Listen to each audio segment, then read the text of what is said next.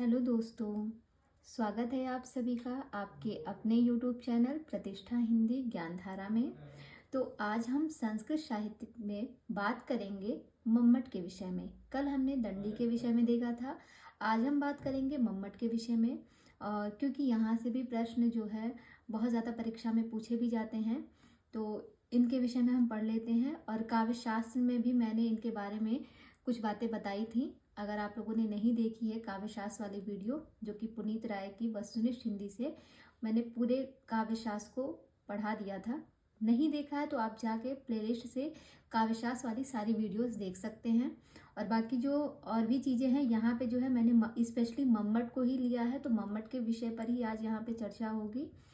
तो अगर आप में से कोई भी मेरे चैनल को अभी तक सब्सक्राइब नहीं किया है, फर्स्ट टाइम मेरी वीडियो पे आए हैं, तो प्लीज़ वीडियो को पूरा देखिएगा। अगर आपको ये लगता है कि ये वीडियो आपके लिए जो है आपकी परीक्षा की दृष्टि से जो है बहुत उपयोगी होने वाली है, तो आप जो है मेरे चैनल को अगर चाहें तो सब्सक्राइब कर सकते हैं। और हो सके तो अपने दोस्तों में भी शेयर कर दीजिएगा, ताकि उन लोगों की भी हेल्प होती रहे। और बस इसी के साथ अब क्लास की हम शुरुआत भी करते हैं। बने रहिएगा शुरू से अंत तक। देखते हैं आज मम्मट के विषय में, इनके विषय में कौन कौन सी महत्वपूर्ण जानकारियां हैं जो कि परीक्षा में यहाँ से प्रश्न भी बनते हैं। तो सबसे पहले हम इनका संक्षिप्त परिचय देखते हैं। परिचय की बात करें तो सबसे पहले जाने इनका नाम। तो इनका नाम है मम्मट। मम्मट के विषय में ही हमें आज पढ़ना भी है। अब जब मम्मट का नाम जान लिए तो फिर इनके पहले पिता का नाम जानेंगे। इनके पिता का क्या नाम था? तो इनके पिता का जो नाम था वो है जयट। जयट इनके पिता का नाम था। और इनके दो भाई थे, दो भाई यानी कि दो छोटे भाई थे इनके। एक का नाम है कैयट और दूसरे का नाम था उव्वट। इस प्रकार से हम कह सकते हैं कि मम्मट तीन भाई थे। उनके पिता का नाम था जयट और जयट के तीन बेटे थे, जिसमें से एक थे मम्मट, दूसरे थे कैयट और तीसरे थे उव्वट। ये तीन थे।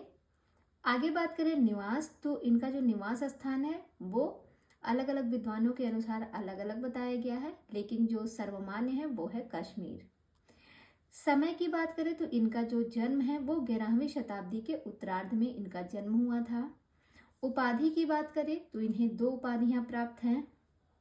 पहला जो कि राजानक की उपाधि इन्हें प्राप्त है, ये भी प्रश्न महत्वपूर्ण है, उपाधि पे ध्यान रखिएगा।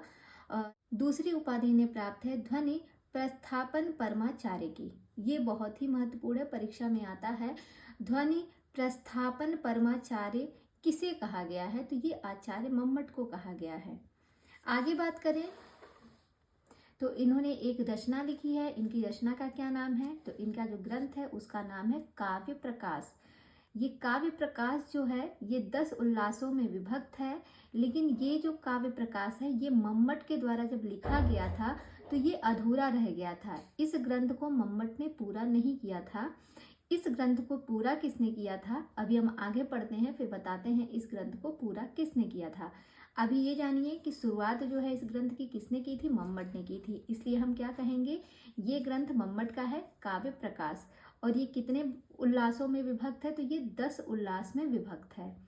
ये एक अलंकार शास्त्र का अद्वितीय ग्रंथ माना जाता है। जो काव्य प्रकाश एक कैसा ग्रंथ है? तो अलंकार शास्त्र का अद्वितीय ग्रंथ ये माना जाता है।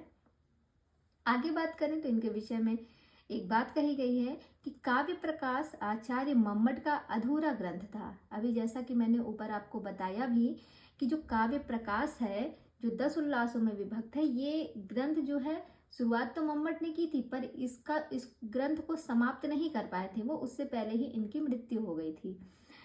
तो ये ग्रंथ इनका अधूरा रह गया था। लेकिन उसके बाद जो है उस ग्रंथ को एक लेखक थे अल्लट, या फिर कह सकते हैं अल्लसूरी। उनका पूरा नाम क्या मिलता है? अल्लसूरी, या फिर कहीं कहीं अल्लट भी मिलता है। इन्होंने जो है इस ग्रंथ को पूरा किया था। मम्मट का जो ग्रंथ है काव्य प्रकाश, उसको मम्मट ने पूरा ना करके किसने पूरा किया था? अल्लट ने, या फिर कहीं कहीं मिलता है अल्लसूरी। ये इंपॉर्टेंट है, ध्यान रखिएगा। आगे कहते हैं कि जो मम्मट हैं ये ध्वनिवादी आचार्यों में सर्वश्रेष्ठ आचार्य माने जाते हैं, इसीलिए इन्हें क्या कहा जाता है? ध्वनि प्रस्थापन परमाचार्य की उपाधि दी गई है। और ये ध्वनिवादी में सर्वश्रेष्ठ आचार्य माने जाते हैं, इसी वजह से इन्हें क्या कहा गया है? ध्वनि प्रस्थापन परमाचार्य। आगे है एक और पॉइंट है जो भीमसेन है। भीमसेन ने इन्हें इन्हें यानी कि मम्मट को भीमसेन ने इन्हें वाग देवतावतार की उपाधि से विभूषित किया है। तो ये भी प्रश्न बन सकता है कि मम्मट को वाग देवतावतार की उपाधि किसने प्रदान की थी? तो ये किया था आचार्य भीमसेन ने। भीमसेन ने मम्मट को कौन सी उपाधि दी थी? तो वाग देवतावतार की उपाधि। और इन्हें जो है ध्वनि प्रस्थापन परमाचार्य की उपाधि दी गई है। राजानक की उपाधि प्राप्त है। इस प्रकार हम कह सकते हैं मम्मट को 3 उपाधियां प्रदान की गई हैं। ये समन्वयवादी आचार्य थे। कौन? मम्मट। मम्मट के विषय में कहा जाता है कि ये समन्वयवादी आचार्य माने जाते हैं। तो ये हमने देखा मम्मट के विषय में कुछ महत्वपूर्ण जानकारी। अब उनके ग्रंथ के बारे में हम विस्तृत रूप में अध्ययन करेंगे। तो जैसा कि हमने देखा उनके ग्रंथ के बारे में, उनका जो ग्रंथ है उसका नाम है काव्य प्रकाश। तो चलिए काव्य प्रकाश पर अध्ययन करते हैं। काव्य प्रकाश ये मम्मट का ग्रंथ है और इसकी अगर बात की जाए तो काव्य प्रकाश की जो रचना है वो परिकर अलंकार तक ही मम्मट ने की थी। कहाँ तक की थी मम्मट ने? जैसे आप जानते हैं कि मम्मट के द्वारा ये जो ग्रंथ लिखा गया था वो अधूरा रह गया था। तो इन्होंने इसकी रचना कहाँ तक की थी? इन्होंने परिकर अलंकार तक ही इसकी रचना की थी। ये ध्यान रखिएगा कितने अलंकार तक की थी। तो परिकर अलंकार तक इसकी रचना की थी। बाकी का जो शेष भाग था उसको किसने पूरा किया? तो अल्लट सूरी ने इस ग्रंथ को पूरा किया था बाकी की। अब काव्य प्रकाश की बात की जाए, काव्य प्रकाश तो इसके 3 भाग किए गए थे काव्य प्रकाश के। एक है कारिका भाग, दूसरा है वृत्ति भाग और तीसरा है उदाहरण भाग। कारिका भाग में जो है 142 कारिकाओं का वर्णन मम्मट ने किया है। यह ध्यान रखिएगा जो इनका ग्रंथ है काव्य प्रकाश उसको इन्होंने 3 भागों में डिवाइड कर दिया था। एक है कारिका भाग, वृत्ति भाग और उदाहरण भाग। कारिका भाग में इन्होंने 142 कारिकाओं का वर्णन किया है और उदाहरण भाग की बात करें तो 604 उदाहरण इन्होंने प्रस्तुत किए हैं। सूत्रों की बात करें तो टोटल कितने सूत्र बताए गए हैं? 211 सूत्रों का वर्णन किया गया है। आगे है यह एक लक्षण ग्रंथ अर्थात काव्य शास्त्रीय ग्रंथ है। ये जो काव्य प्रकाश है ये कैसा ग्रंथ है? यह एक लक्षण ग्रंथ अर्थात यह एक काव्य शास्त्रीय ग्रंथ है। अब इसकी विषय वस्तु हम देख लेते हैं। विषय वस्तु मतलब जैसा कि आपने पढ़ा है कि काव्य प्रकाश जो है वो 10 उल्लासों में विभक्त है। तो बस वही जो 10 उल्लास विभक्त किए गए हैं, किस उल्लास में क्या रखा गया है उसी विषय वस्तु को हम यहाँ पे देखेंगे। तो सबसे पहले बात करते हैं प्रथम उल्लास की। प्रथम उल्लास के अंतर्गत इन्होंने काव्य प्रयोजन के बारे में बताया है, काव्य हेतु के बारे में बताया है, काव्य लक्षण व काव्य भेद, इन सभी का अध्ययन जो है आचार्य मम्मट ने प्रथम उल्लास के अंतर्गत किया है। द्वितीय उल्लास की बात करें तो द्वितीय उल्लास के अंतर्गत इन्होंने शब्दार्थ स्वरूप का निर्णय लिया है, शब्द शक्तियों के बारे में बताया है। जो शब्द शक्तियां हैं हमने पढ़ी है, अभिधा, लक्षणा, व्यंजना, ये सारी की सारी चीज़ें हमने जो है जब काव्यशास्त्र हमने पढ़ाया था पुनीत राय की पुस्तक से, तो वहाँ पे हमने इनके विषय में डिटेल में चर्चा की थी। अगर आप में से किसी ने वो पहले की वीडियो नहीं देखी है तो आप वहाँ से प्लेलिस्ट से जाके उस क्लास को देख लीजिएगा, आपको चीज़ें अच्छे से समझ में आ जाएंगी। यहाँ पे अभी हमें क्या पढ़ना है कि इन्होंने जो काव्य प्रकाश को 10 उल्लासों में विभक्त किया था, तो किस उल्लास के अंतर्गत किसका वर्णन इन्होंने किया था, इतनी जानकारी हमें होनी चाहिए। तो द्वितीय उल्लास में इन्होंने शब्द शक्तियों के बारे में बताया है। तृतीय उल्लास की बात करें, तृतीय उल्लास के अंतर्गत इन्होंने जो है व्यंजना के बारे में और खासकर आर्थी व्यंजना का वर्णन विस्तृत तौर पे किया है। चतुर्थ उल्लास की बात करें तो इसके अंतर्गत इन्होंने ध्वनि वर्णन और रस विवेचन, ध्वनियों का और रस का दोनों का विवेचन किसमें किया है? तो चतुर्थ उल्लास के अंतर्गत किया गया है।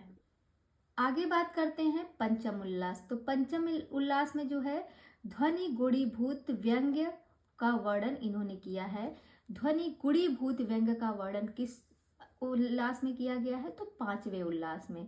षष्ठ उल्लास की बात करें तो षष्ठ उल्लास में इन्होंने शब्दार्थ चित्र निरूपण के बारे में बताया है कि शब्दार्थ चित्र मतलब जो चित्र होते हैं वो 2 प्रकार के होते हैं, एक होता है शब्द चित्र और दूसरा होता है अर्थ चित्र।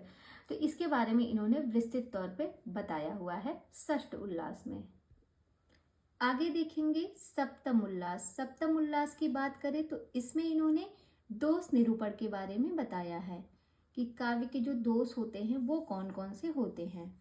अष्टम उल्लास की बात करें तो अष्टम उल्लास में इन्होंने गुणों का निरूपण किया है, गुणों का अलंकारों से भेद बताया है। इन सभी का वर्णन किस उल्लास में किया है तो अष्टम उल्लास में।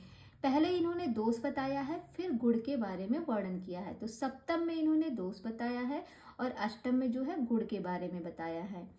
नौवम उल्लास की बात करें तो नौवें के अंतर्गत इन्होंने अलंकार में शब्द अलंकार के भेद किए हैं, जो कि शब्द अलंकार के टोटल इन्होंने 6 भेद किए हैं।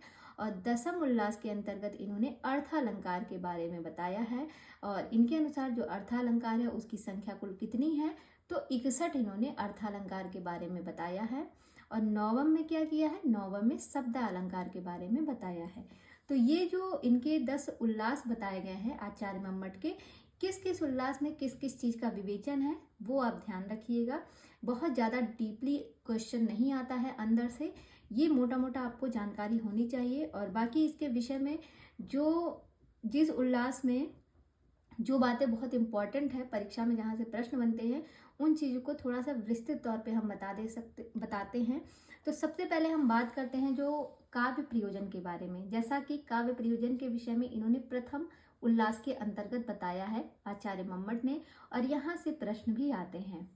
तो काव्य प्रयोजन के बारे में जब हम बात करते हैं, किसी भी काव्य को जब लिखना रहता है तो उसको पहले प्रयोजन करा जाता है। किसी भी काव्य को जब लिखा जाता है तो उसका प्रयोजन किया जाता है कि मतलब क्यों हम काव्य को लिख रहे हैं, उसका उद्देश्य क्या होना चाहिए। तो उस चीज़ के बारे में जो है आचार्य मम्मट ने सबसे पहले बताया है। और इन्होंने जो है काव्य प्रयोजन के कितने प्रकार बताए हैं तो 6 प्रयोजन इन्होंने बताए हैं। यहाँ से प्रश्न बनता है कि मम्मट ने जो है कितने काव्य प्रयोजन बताए हैं, 6 काव्य प्रयोजन बताए हैं, जिसको इन्होंने एक श्लोक के माध्यम से बताया है। काव्यम यशसे अर्थकृते व्यवहार विदे शिविते रक्षते सद्यः पर निर्वृत्तये कांता सम्मितयो उपदेश युजे। ये जो है श्लोक किसके द्वारा कहा गया है तो ये जो है आचार्य मम्मट के द्वारा कहा गया है। इसमें इन्होंने बताया है काव्य के 6 प्रयोजन। सबसे पहले बताया है काव्यम यशस्ये, मतलब काव्य जो लिखा जाता है यश की प्राप्ति के लिए, अर्थकृते अर्थ की प्राप्ति के लिए, व्यवहार विदे व्यवहार का ज्ञान प्राप्त करने के लिए, शिविते रक्षते यानी कि जो अनिष्ट नाश होता है, अनिष्ट नाश यानी कि जो हमारे कल्याण के लिए, जो कल्याण के लिए जो इतर हो उसके ज्ञान के लिए जो है मतलब काव्य का प्रयोजन किया जाता है। और आगे है सद्य पर निवृत्ति, यहाँ पे देखिए यानी कि शीघ्र अतिशीघ्र जो है आनंद की प्राप्ति हो, शीघ्र अतिशीघ्र काव्य को पढ़ के आनंद की प्राप्ति हो, इसलिए जो है काव्य को लिखा जाता है। और आगे है कांता सम्मित तयो उपदेश युजे, अर्थात कांता सम्मति उपदेश के लिए। तो यहाँ पे क्या इन्होंने बताया है कि जो काव्य का प्रयोजन किया जाता है उसके लिए क्या है, जैसे यश की प्राप्ति के लिए भी लिखा जाता है, अर्थ की प्राप्ति के लिए, व्यवहारिक ज्ञान के लिए जो है काव्य का प्रयोजन किया जाता है, और कल्याण के लिए जो अहित है उसकी वजह से जो है उसकी जानकारी होनी चाहिए, इस वजह से जो है काव्य का प्रयोजन किया जाता है। शीघ्र अतिशीघ्र आनंद की प्राप्ति हो, और साथ ही साथ कांता सम्मति उपदेश के लिए। एक चीज आप ध्यान रखिएगा, जैसे यहाँ पे दिया है यश की प्राप्ति, तो कहते हैं यश की प्राप्ति के लिए मतलब ऐसा कोई काव्य लिखा गया है तो कालिदास ने ऐसे काव्यों की रचना की है जो कि केवल यश की प्राप्ति के लिए लिखा गया है। अलग अलग विद्वानों ने अलग अलग जो है कारण को लेकर जो है काव्यों की रचना की है। पहले के टाइम में बहुत से कवि ऐसे हुए हैं जो केवल अर्थ यानी कि धन की प्राप्ति के लिए केवल काव्य की रचना करते थे। बड़े बड़े राजा महाराजा के जो है आश्रय में रहते थे और धन की प्राप्ति के लिए जो है वो काव्य की रचना करते थे। तो मतलब अलग अलग उद्देश्य होता है, तो उसी के बारे में जो है 6 प्रयोजन जो है आचार्य मम्मट ने बताए हैं। आगे हम बात करेंगे, यहाँ से देखिएगा ये जो 6 प्रयोजन इन्होंने बताए हैं ना, इस 6 प्रयोजन के बारे में बताया गया है कि सबको 2-2 भागों में डिवाइड कर दिया गया है। कहने का मतलब ये जो 6 काव्य प्रयोजन आचार्य मम्मट ने बताए हैं उसके विषय में बताया गया है कि इसमें से 2 प्रयोजन जो है वो कवि के लिए है, 2 प्रयोजन केवल पाठक के लिए है और 2 जो है वो कवि और पाठक दोनों के लिए है। अगर डीपली प्रश्न बनाएगा तो यहाँ से प्रश्न बना सकता है। तो जो 2 प्रयोजन यानी कि 2 कवित्व कृत के लिए बनाए गए हैं, यानी कि कवि के लिए जो 2 प्रयोजन किए गए हैं वो कौन से हैं? वो है यश प्राप्ति और धन प्राप्ति। कवि जो काव्य की रचना करता है वो यश प्राप्ति या धन प्राप्ति के लिए करता है। तो कहते हैं जो 6 प्रयोजन है इनमें से ये दो प्रयोजन है ये कवि के लिए है। और पाठक के लिए अगर बात की जाए तो व्यवहार ज्ञान यानी कि व्यवहारिक ज्ञान, काव्य को पढ़ के व्यवहार ज्ञान की प्राप्ति होती है, ये पाठक के लिए है।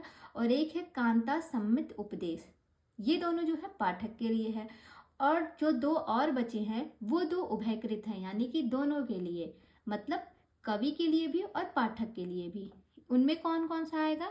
एक है अनिष्ट नाश, यानी कि कह सकते हैं जैसे उस काव्य जैसे कोई रचना की जाती है जैसे हमारे जिससे हमारे कल्याण का मतलब कह सकते हैं ना, कल्याण से जो इतर हो, जिससे हमारा कल्याण ना हो सके, तो उस चीज की जब रचना की जाती है तो उससे क्या होता है, कवि भी उस चीज को सीखता है कि हाँ मतलब इसका क्या दुष्प्रभाव पड़ेगा, और जब वो पाठक पढ़ता है तो वो भी इन चीजों से दूर होता है, पढ़ के समझता है कि हाँ इसका क्या असर पड़ेगा।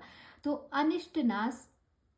और दूसरा है अलौकिक आनंद की प्राप्ति, और शीघ्र अतिशीघ्र जो है आनंद की अनुभूति होती है। जैसे जो कवि होता है जब वो कविता करता है तो उसको भी आनंद मिलता है तभी वो कविता करता है, और जो पाठक होता है वो भी इस चीज को पढ़ता है तो उसको भी आनंद मिलता है।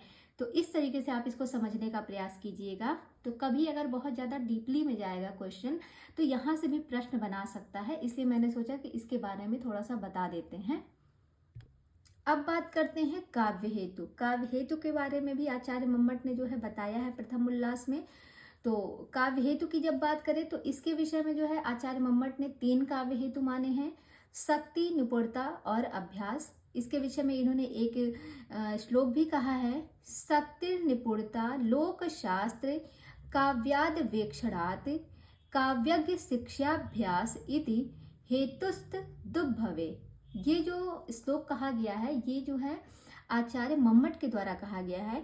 यहाँ से प्रश्न बनता है, ये ऐसे श्लोक दे देगा, कहेगा ये जो पंक्ति कही गई है वो किसके द्वारा कही गई है, तो काव्य हेतु के विषय में आचार्य मम्मट के द्वारा कहा गया है। और इन्होंने 3 काव्य हेतु माने हैं, शक्ति, निपुणता और अभ्यास। तो बस इसमें इतना ही जानिए, इसके अंदर हमें जाने की जरूरत नहीं है। आगे बात करें काव्य लक्षण की, तो काव्य लक्षण के विषय में अगर हम बात करते हैं तो यहाँ से प्रश्न आ सकता है। इन काव्य लक्षण के विषय में इन्होंने एक परिभाषा दी है, तद दोष शब्दार्थ सगुणा वनलंकृति पुनः क्वापि, अर्थात तद दोष शब्दार्थ सगुणा वनलंकृति पुनः क्वापि। यहाँ पे देखो इसके 4 भाग इन्होंने कर दिए हैं। जैसे इन्होंने कहा आदोष यानी कि जो है दोष का अभाव होना चाहिए। ऐसे काव्य के जो लक्षण इन्होंने बताए हैं वो क्या होने चाहिए, उन्होंने कहा कि शब्द और अर्थ ही काव्य नहीं होते हैं, शब्द और अर्थ के साथ साथ और क्या होना चाहिए, जो काव्य के लक्षण होते हैं वो ये होते हैं, उसमें दोष का अभाव होना चाहिए, गुणों से युक्त होना चाहिए, और अनलंकृत पुनः क्वापि, अर्थात अलंकारों से युक्त होना चाहिए। कभी कभी क्या होता है, अलंकारों से युक्त कुछ शब्द होते हैं लेकिन अगर उसमें रस हो, रस होने पर अगर उसमें रस का समावेश है तो उसमें अगर अलंकार नहीं भी हो रहा है तो भी काम चल जाएगा। तो इस तरीके से इनको समझने का प्रयास कीजिएगा। तो तद दोष शब्दार्थो सगुणा वनलंकृति पुनः क्वापि, ये जो काव्य लक्षण की परिभाषा दी गई है ये आचार्य मम्मट के द्वारा दी गई है। बस यहाँ से अगर प्रश्न आएगा तो ये इतना आएगा, ये इतना ही पूछेगा कि ये किसके द्वारा परिभाषा दी गई है। वैसे अलग अलग विद्वानों ने अलग अलग दिया है। आपको अगर ज़्यादा जानकारी चाहिए तो आप पुनीत राय वाली जो मेरी वीडियो पड़ी है प्लेलिस्ट में, आप वहाँ से जाके इसके बारे में अध्ययन कर सकते हैं। इनके विषय में बस इतना ही ध्यान रखिए कि काव्य लक्षण की ये जो परिभाषा दी गई है ये आचार्य मम्मट के द्वारा दी गई है। अब इन्होंने काव्य के जो भेद बताए हैं वो कौन कौन से बताए हैं, तो काव्य के भेद की बात करें तो इन्होंने 3 भेद किए हैं काव्य के। एक है ध्वनि काव्य, दूसरा है गुणीभूत व्यंग्य काव्य, और तीसरा है चित्र काव्य। तो ध्वनि काव्य को उत्तम काव्य हम कहते हैं, गुणीभूत व्यंग्य काव्य को मध्यम काव्य, और चित्र काव्य को हम अधम काव्य कहते हैं। फिर इसी को इन्होंने आगे जो है डिवाइड भी किया है। तो आइए देखते हैं आगे इन्होंने कैसे किस चीज को भाग बांटा है। अब हम बात करेंगे द्वितीय उल्लास की। तो द्वितीय उल्लास में हमने देखा था शब्द शक्तियों के बारे में। तो मम्मट के अनुसार अगर शब्द शक्तियों की बात की जाए तो इन्होंने 3 शब्द शक्तियां मानी थी, अभिधा, लक्षणा और व्यंजना। ये 3 शब्द शक्तियां इन्होंने मानी हैं।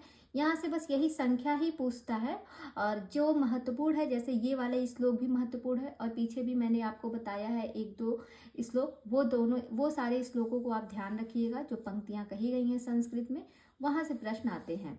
तो यहाँ पे जो है मम्मट ने कितनी शक्तियां मानी है? 3, अभिधा, लक्षणा, व्यंजना। इन्होंने एक श्लोक भी कहा है, पंक्ति भी कही है, मुख्यार्थ बाधे तदयोगे रूढ़ितो अर्थ प्रयोजनात् अन्यो अर्थो लक्ष्यते यत सा लक्षणारोपिता क्रिया। ये जो श्लोक कहा गया है, पंक्ति जो कही गई है आचार्य मम्मट के द्वारा कही गई है, इसको आप ध्यान रखिएगा।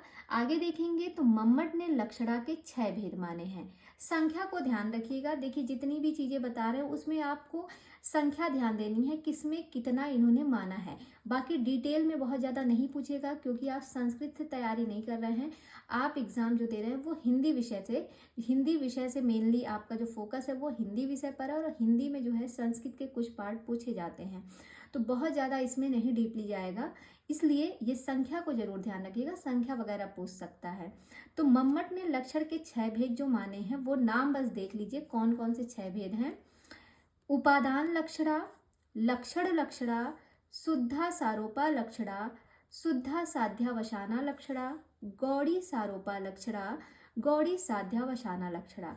ये लक्षण के 6 भेद इन्होंने माने हैं। सबसे पहले 3 शब्द शक्तियां मानी हैं, अभिधा, लक्षणा, व्यंजना। और लक्षणा की बात करें तो लक्षणा के इन्होंने 6 भेद माने हैं, वो 6 हमने देख लिए हैं। ये द्वितीय उल्लास के अंतर्गत है। अब बात हम करेंगे आगे आर्थी व्यंजना। आगे हम बात करेंगे आर्थी व्यंजना की। आर्थी व्यंजना की अगर हम बात करें तो मम्मट ने व्यंजना वृत्ति को व्यापक एवं पृथक शक्ति स्वीकार करते हुए इसके 2 भेद किए हैं। किसके? व्यंजना के। तो लक्षणा के 6 भेद किए थे, व्यंजना की बात हुई तो व्यंजना के 2 भेद किए। पहला है शाब्दी व्यंजना और दूसरा है आर्थी व्यंजना। और शाब्दी व्यंजना के इन्होंने 2 भेद कर दिए और आर्थी व्यंजना के 10 भेद कर दिए। इस प्रकार देखा जाए तो पहले व्यंजना के 2 भेद किए, फिर दोनों भेदों को अलग अलग भागों में डिवाइड कर दिया। तो 2 भेद जो शाब्दी व्यंजना के किए वो कौन से हैं? वो है अभिधा मूला व्यंजना, लक्षणा मूला व्यंजना। ये शाब्दी व्यंजना के भाग हैं। अब हम बात करेंगे आर्थी व्यंजना की। तो आर्थी व्यंजना के जो 10 भेद किए वो हैं वक्ता, बोधव्य, काकु, वाक्य, वाच्य, अन्य सन्निधि, प्रस्ताव, देश, काल आदि पद से ग्राह्य चेष्टा क्या व्यंजकत्व।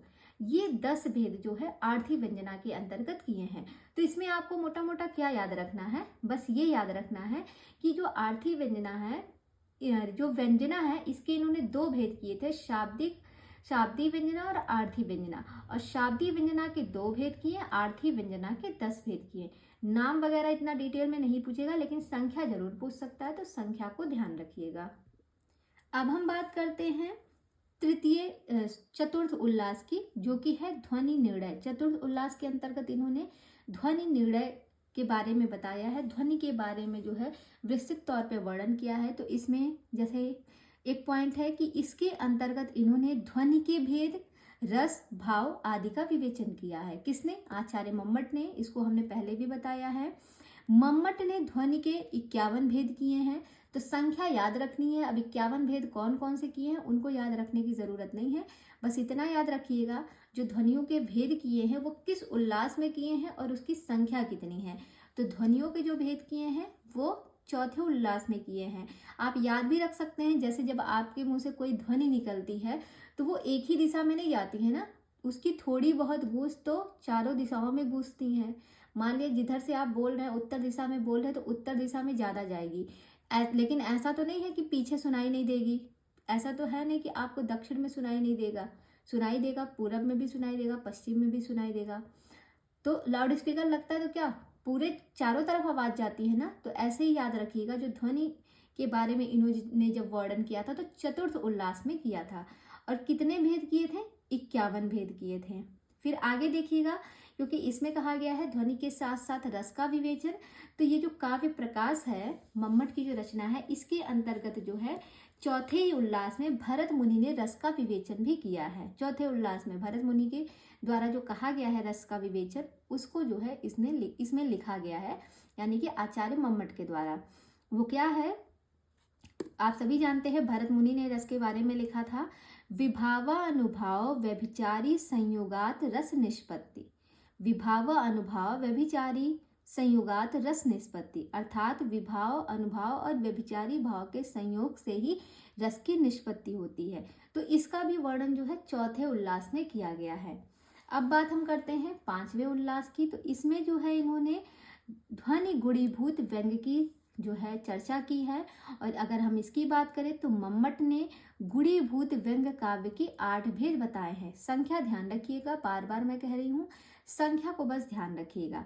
और यहाँ पे आपकी जानकारी के लिए मैंने उस 8 भेद के नाम लिख दिए हैं, कौन कौन से हैं, पर यहाँ से प्रश्न नहीं आता। अगर आएगा भी तो बस इतना पूछेगा, या फिर ये पूछेगा पंचम उल्लास में किसका वर्णन हुआ है। तो वो जो 8 भेद हैं उनके नाम मैं पढ़ देती हूँ। अगूढ़, अपरस्यांग, वाच्य सिद्ध यंग, अस्फुट, संदिग्ध प्राधान्य, तुल्य प्राधान्य, काकवाक्षिप्त, असुंदर। ये जो है गुणीभूत व्यंग काव्य की 8 भेद जो है मम्मट के द्वारा किए गए हैं। इसके बाद जो है जो छठवां उल्लास है उसमें इन्होंने शब्दार्थ चित्र निरूपण का विवेचन किया है विस्तृत तौर पे। पर यहाँ पे बस हम ये जानेंगे जो चित्र काव्य है वो कितने भागों में है। तो चित्र काव्य को इन्होंने 2 भागों में बांटा था। पहला है शब्द चित्र और दूसरा है अर्थ चित्र। अब इसके बारे में डिटेल में जो है जब आप पुस्तक को पढ़ेंगे तो डिटेल में चर्चा वहाँ पे की गई है। और अगर किसी को बहुत ही विस्तृत जानकारी प्राप्त करनी है तो वो जो है इस बुक को लेकर आसानी से जो है उसके बारे में पढ़ सकता है, संपूर्ण अध्ययन कर लेगा। बाकी एग्जाम के तौर पे बस इतना ही आपके लिए जो है इम्पोर्टेंट है। आगे देखेंगे 7वें उल्लास के अंतर्गत इन्होंने दोष के बारे में बताया है आचार्य मम्मट ने। तो इन्होंने जो दोषों की संख्या बताई है वो अलग अलग निर्धारित की है। तो मम्मट के अनुसार जब दोषों की बात करेंगे तो इन्होंने जो है पदगत दोष जो है वो 16 बताए हैं। वाक्यगत दोष की बात करें तो उसकी संख्या 21 बताई है। पदांशगत दोषों की संख्या जो है 7 बताई गई है। रस दोष की संख्या इन्होंने 13 बताई है। और अर्थ दोष की संख्या इन्होंने कितनी बताई है? तो 23 बताई है अर्थ दोष की संख्या। तो ये दोषों के जो दोष इन्होंने बताए हैं काव्य दोष सबके अनुसार अलग अलग बताया गया है कि पदगत दोष जो है वो 16 इन्होंने बताए हैं। वाक्यगत दोषों की संख्या 21 है।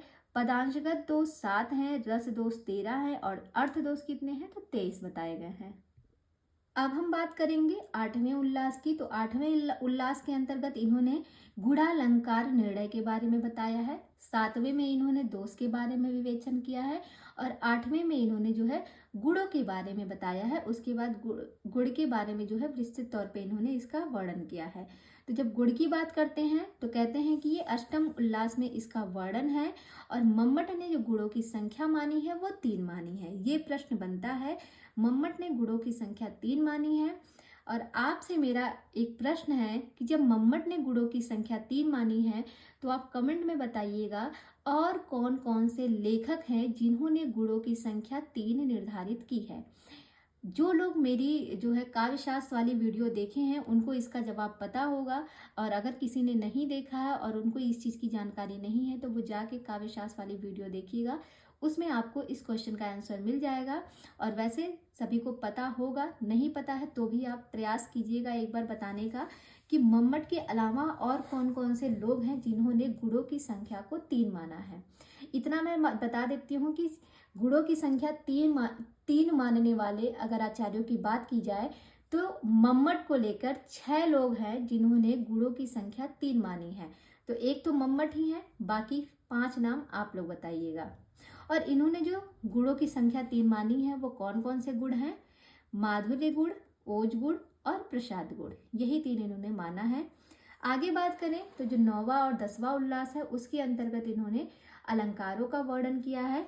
और अलंकारों में भी बात करें तो आचार्य मम्मट ने जो 9वां उल्लास है उसके अंतर्गत इन्होंने शब्दालंकार का वर्णन किया है, जिसके अंतर्गत इन्होंने 6 अलंकार के बारे में बताया है। यानी कि शब्दालंकार के इन्होंने कितने भेद किए हैं? 6 भेद किए हैं। और जो 10वां, 9 और 10 को एक ही साथ लिख दिए। जो 10वां उल्लास है उसके अंतर्गत भी इन्होंने अलंकारों का ही वर्णन किया है, लेकिन उसके अंतर्गत इन्होंने अर्थालंकार के बारे में विशेष तौर पे बताया है। और अर्थालंकार की अगर संख्या पूछी जाए तो मम्मट के अनुसार जो है 61 बताया गया है अर्थालंकार। तो इस प्रकार से अगर देखा जाए तो कुल अलंकारों की जो संख्या है वो कितनी बताई गई है? वो 67 बताई गई है। आगे हम देखेंगे कुछ महत्वपूर्ण बिंदु की बात करें तो इसमें सबसे पहला पॉइंट दिया है कि सबसे अधिक टीका है। तो यहाँ पर हम टीकाओं के विषय में चर्चा करेंगे। तो अगर कभी प्रश्न आ जाए कि मतलब इस साहित्य जगत में सबसे अधिक टीका जो है वो किस ग्रंथ पे लिखी गई है, तो वो आप ध्यान रखिएगा, श्रीमद् भगवत गीता। श्रीमद् भगवत गीता पर जो है सबसे ज़्यादा जो टीकाएं लिखी गई हैं इसी ग्रंथ पर लिखी गई हैं। और दूसरे नंबर पर वो कौन सा ग्रंथ आता है? तो दूसरे नंबर पर यही काव्य प्रकाश आता है, जिसके बारे में आज हम अध्ययन कर रहे हैं, जो कि मम्मट की रचना है काव्य प्रकाश। और इस पर जो है अभी तक 75 से अधिक टीकाएं लिखी जा चुकी हैं। संख्या भी याद रखिएगा, 75 से अधिक टीकाएं लिखी जा चुकी हैं। और दूसरे नंबर पर काव्य प्रकाश है जो कि मम्मट का ग्रंथ है। और पहले क्या कौन सा है? सबसे अधिक टीका किस पर लिखी गई? तो श्रीमद् भगवत गीता।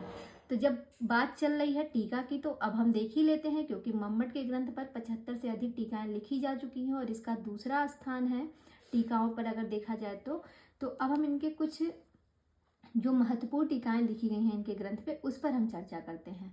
तो सबसे पहले अगर हम बात करें तो एक टीका लिखी गई है संकेत टीका, जो कि लिखा है माणिक्य चंद्र के द्वारा। और ये जो है काव्य प्रकाश पर सबसे प्राचीन टीका लिखी गई है। ये सबसे महत्वपूर्ण है, प्रश्न बन सकता है मम्मट के ग्रंथ काव्य प्रकाश पर सबसे प्राचीन टीका किस नाम से लिखी गई है और किसने लिखी है? तो जो सबसे प्राचीन टीका लिखी गई है वो है संकेत टीका, और ये माणिक्य चंद्र के द्वारा लिखी गई टीका है, जो कि सबसे प्राचीन टीका है। दूसरी टीका जो है काव्य प्रकाश पर ही लिखी गई है सुधा सागर नाम से। और ये टीका लिखने वाले कौन है? तो ये हैं भीमसेन, जिन्होंने सुधा सागर नाम से टीका लिखी है। आगे बात करें तो अगला जो अगली जो टीका लिखी गई है वो लिखी गई है काव्य प्रकाश दर्पण। तो काव्य प्रकाश दर्पण नाम से टीका किसने लिखी है? विश्वनाथ ने लिखी है। एक चीज आप ध्यान रखिएगा, विश्वनाथ का ग्रंथ है साहित्य दर्पण। ठीक है, साहित्य दर्पण उनका ग्रंथ है। साहित्य को हटा दिया जाए, अगर काव्य प्रकाश लिख दिया जाए और दर्पण को लगा दिया जाए तो क्या होगा? काव्य प्रकाश ये किसका ग्रंथ है? ये मम्मट का है। और दर्पण किसका है? दर्पण जो है साहित्य दर्पण आप पढ़े ही हैं। साहित्य को हटा दीजिए, दर्पण बचा, तो सबको याद रहता है विश्वनाथ का है साहित्य दर्पण। तो वहां से आप फौरन विश्वनाथ को याद रख सकते हैं। दर्पण लगा है तो फौरन समझिएगा ये विश्वनाथ के द्वारा लिखा गया है काव्य प्रकाश दर्पण। उन्हीं ने, वही साहित्य दर्पण वाले ही काव्य जो है विश्वनाथ है, जिन्होंने काव्य प्रकाश दर्पण नाम से टीका लिखी है मम्मट के ग्रंथ पे। आगे है एक टीका लिखी गई है दीपिका टीका। और ये जो दीपिका टीका है ये भी बहुत महत्वपूर्ण है। ये जयंत भट्ट के द्वारा लिखी गई टीका है। इसके बाद बात करें बाल बोधिनी टीका। जो बाल बोधिनी टीका है ये किसके द्वारा लिखी गई है? इनका नाम जरूर आप ध्यान रखिएगा, झलकीकर वामनाचार्य, जो काव्य प्रकाश की सबसे नवीन टीका मानी गई है। लिखा किसने है? झलकीकर वामनाचार्य के द्वारा लिखी गई टीका है, काव्य प्रकाश की सबसे नवीन टीका है। और टीका का नाम क्या है? तो बाल बोधिनी टीका इसका नाम है। आगे बात करते हैं तो एक टीका लिखी गई है अगली बाल चित्तानुरंजनी।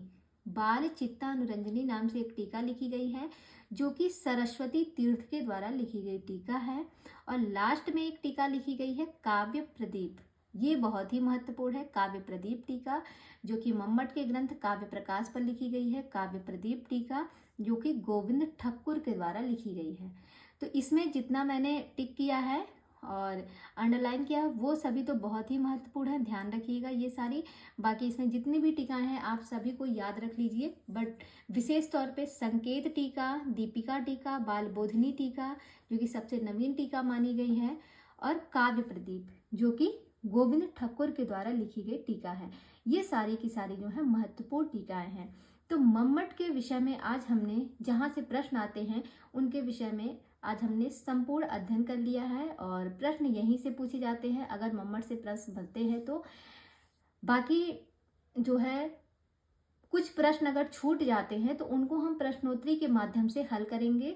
और जैसे कुछ रहता है ना, कुछ टॉपिक हमने पढ़ाया है उसमें 1-2 पॉइंट रह गया, अगर मान लिया हमने उसमें पढ़ाया ही नहीं, भूल गए हैं, तो जब हम प्रश्नोत्तरी कराएंगे लास्ट में, प्रश्नोत्तरी जो रखी जाएगी 1-2 दिन की, उस प्रश्नोत्तरी में उन प्रश्नों को जरूर रखा जाएगा।